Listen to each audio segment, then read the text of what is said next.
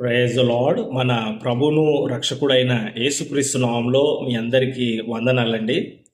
మరి డిజిటల్గా సువార్త అనగా ఆన్లైన్ పరిచర్య ద్వారా సువార్త ప్రకటించడం కదండి. టీవీలలో, యూట్యూబ్లో, ఫేస్బుక్లో, ఇన్స్టాగ్రామ్లో ఈ విధంగా సువార్తను వినేవాళ్ళు పెరిగిపోతూ ఉన్నారు కదండి.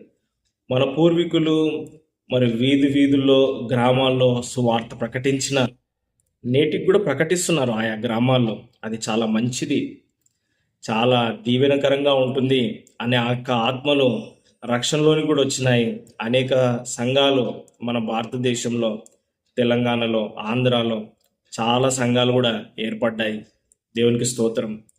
మరి ప్రపంచ దేశాల్లో కూడా సువార్త వెళ్తూ ఉంది. మరి ఎక్కువగా ఈ యొక్క ఆన్లైన్ ప్లాట్ఫామ్స్ ద్వారా సువార్త వెళ్ళడం మనము చూస్తూ ఉన్నాం. ప్రతి ఒక్కరి చేతుల్లో మొబైల్స్ ఉన్నాయి కదండి. ఈరోజు ఈ మాటలు వింటున్న వాళ్ళు కూడా ఏదో ఒక యాప్లో, మేబీ యూట్యూబ్లో, ఫేస్బుక్లో లేదా ఇన్స్టాగ్రామ్లో ఇంకెక్కడన్నా ఈ వాక్యాన్ని వింటుండొచ్చు మీరు కదండి. మరి వింటున్న నీవు యేసుక్రీస్తుని గురించి తెలుసుకున్నావా, రక్షింపబడ్డావా అన్నది చాలా ముఖ్యం. ఈ సువార్తను మేము ప్రకటించేది ఎవరన్నా ఒకరు మారుమనసు పొంది రక్షింపబడితే బాగుంటుంది, ఎవరన్నా కొంతమంది ఆధ్యాత్మికంగా బలపడితే బాగుంటుంది అని మేము దైవ సేవకులంగా ఈ యొక్క సువార్తను ప్రకటిస్తూ ఉన్నాం. వీధుల్లో ప్రకటించినాము, కరపత్రికలు కూడా నేను రాసినాను. మరి 2013లోనే టీవీలో పరిచయం చేసినాను, ఓపెన్ మీటింగ్స్ పెట్టినాను. 2020లో కల్వరి టీవీలో అంటే సొంత ఖర్చులతో కొంతకాలం నేను ప్రకటించినాను దేవుని వాక్యాన్ని. మరి 2021 నుంచి నేను యూట్యూబ్లో వాక్యాన్ని కూడా ప్రకటిస్తూ ఉన్నాను.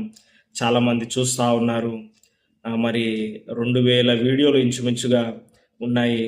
దగ్గర దగ్గర 1700-1800 మంది సబ్స్క్రైబర్లు కూడా ఉన్నారు. ఫేస్బుక్లో కూడా వాక్యాన్ని వింటూ ఉన్నారు, ఇన్స్టాగ్రామ్లో కూడా వింటూ ఉన్నారు. ప్రభు పేరిట మీ అందరికీ వందనాలండి.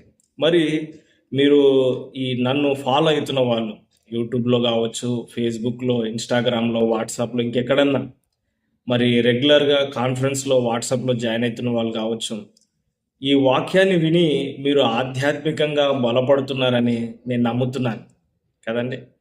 మరి బైబిల్ ఏం చెప్తుందంటే, మార్కు సువార్త 16వ అధ్యాయము 15-16 వచనం వరకు చూసుకున్నట్లయితే, మీరు సర్వలోకమునకు వెళ్ళి సర్వ సృష్టికి సువార్తను ప్రకటించుడి.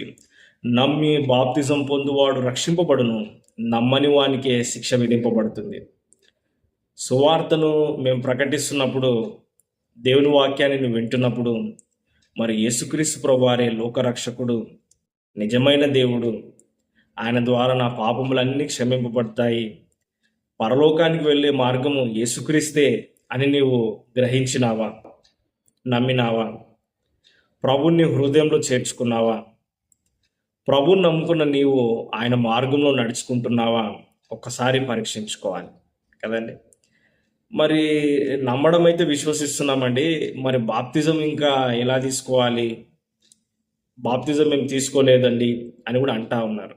చూడండి, రక్షణలో ఏమండి మొదటి మెట్టు విశ్వసించడమే, నమ్మడమే. రోమిలకు రాసిన పత్రిక 10వ అధ్యాయము 8-10 కావచ్చు, మరియు 13వ వచనం కావచ్చు. విశ్వసించడం ద్వారానే మనం రక్షింపబడుతున్నాము, క్రియల మూలంగా కాదు. హృదయమందు విశ్వసించి నోటి ద్వారా ఒప్పుకోవాలి కదండి. ప్రభు నామమును బట్టి ప్రార్థన చేయవాడు రక్షింపబడతాడు. ఇప్పుడు నీకు రక్షణ వచ్చింది విశ్వసించడం ద్వారా, నోటి ద్వారా ఒప్పుకోవడం ద్వారా, ప్రతిరోజు ప్రార్థనలో ఉండడం ద్వారా, ప్రార్థన ద్వారా రక్షణ వచ్చింది. Very good. అయితే బాప్తిజం కూడా తీసుకోవాలి కదండి. కొంతమంది బాప్తిజం తీసుకోవడానికి భయపడతా ఉంటారు.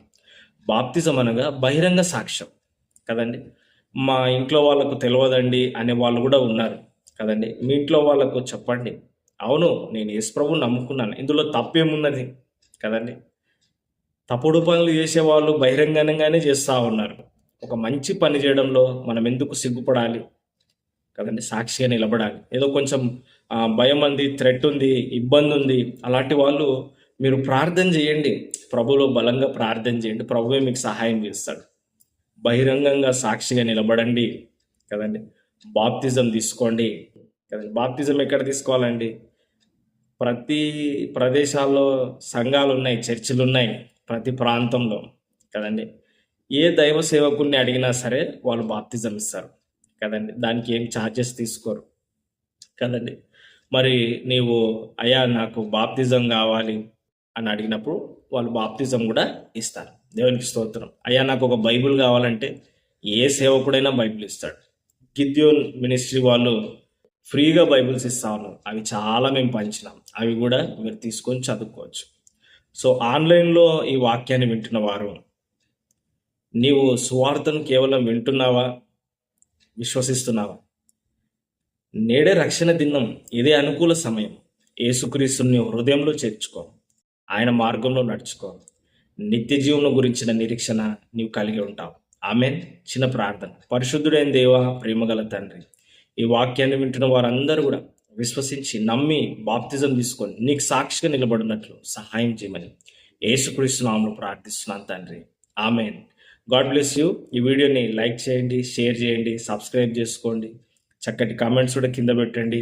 మీ ప్రార్థన అవసరతలు నాకు ఫోన్ చేయండి. ప్రతిరోజు వాట్సాప్లో లైవ్ ప్రార్థన జరుగుతుంది. సహవాసము, వాక్యాన్ని కూడా నేను పంచుకుంటాను. మీకు అవన్నీ వివరాలు తెలుసుకోవాలనుకుంటే, మీరు కూడా జాయిన్ అవ్వాలనుకుంటే, లేదా మీ ప్రార్థన అవసరతలకు కూడా నాకు ఫోన్ చేయండి. నా phone number 8801823777. God bless you. దేవుడు మిమ్మల్ని దీవించును గాక. ఈ వీడియోని కొంచెం ఎడిటింగ్ లాంటివి ఏమీ చేయలేకపోతా ఉన్నాము, ఎందుకంటే దానికి అంతా కూడా చాలా సమయం తీసుకుంటా ఉంది. కాబట్టి డైరెక్ట్గా అప్లోడ్ చేస్తా ఉన్నాను. చక్కగా మీరు వినండి, ఇతరులకు కూడా షేర్ చేయండి. God bless you.